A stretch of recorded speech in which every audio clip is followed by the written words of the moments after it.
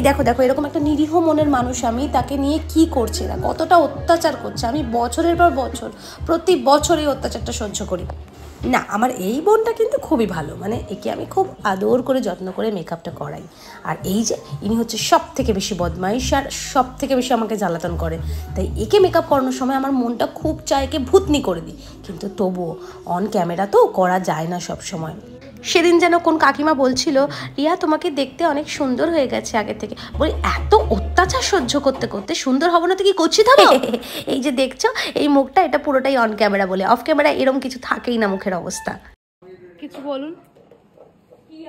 বলবো আমি রিয়া দিয়ে পুরো এই লুকটা দিয়ে দিই। এখানে সবাই মোমো বলছে, কোরিয়ান বলছে।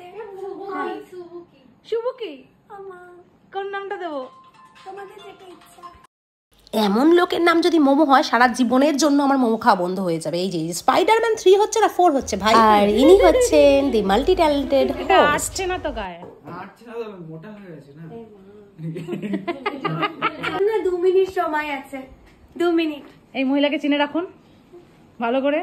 আমি যদি কোনোদিন কিছু করে বসি উল্টো পাল্টা, এই মহিলা দাঁড়াই হবে তার জন্য। বাবা শান্ত শিষ্ট, তুমি এবার তো চশমাটা খুলে ফেলো নাকি? আমি তুমি একটি বিছুটি পাতা। দাঁড়িয়ে পড়ো সবাই, এবার আমাদের শুট হবে। শুট এই তো দেখতে দেখতে এই শুট শুরু হয়ে গেল। আসলে কাজটা না আমার কাছে মনে হয় খুব একটা নেশার মতো, মানে তুমি যত করবে তত তোমার নেশাটা দিন দিন বেড়ে যাবে।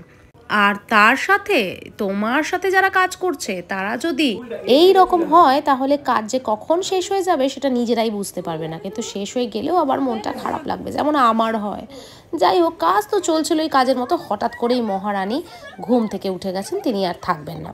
তাকে নিয়ে আসা হলো, আর এসে সবার কোলে আদর খাচ্ছে। মানে কি আদর খেলো সে সবার কাছ থেকে। আর সবাই শ্যুট থেকে ডাইরেক্ট ওর দিকে ডাইভার্ট হয়ে গেল, কিছুতেই কারো শ্যুটের দিকে মন থাকছে না। আর এদিকে আমি মিষ্টির দিকে মন দিয়ে বসে আছি, কিন্তু খাবো কি করে? এখানে এত লোক, যদি কিছু বলে আবার মোবাইলটা ধরে রেখেছে, ভিডিওটাও করে নিতে পারে, তাই আর না খেয়ে রেখে দিয়েছি। আরেকজনকে দেখো হাসবে না কাঁদবে ঠিক বুঝতে পারছে না, মানে ওকে দেখে না একটু কনফিউজ হয়ে গিয়েছিল, তারপরে কেঁদেই দিল। তারপর একটা বিস্কিট সে খেতে খেতে শান্ত হয়েছে।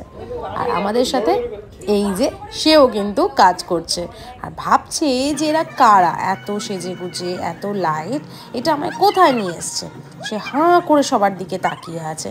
যাই হোক, সবাই তো প্রচণ্ডভাবে ওকে আদর করেছে। তারপর আর কি, তারপর আবার শুটে মন, একের পর এক ফটোশুট। এখানে কে শুটটা করছে দেখো, মানে ফটোগ্রাফিটা কে করছে একবার দেখো।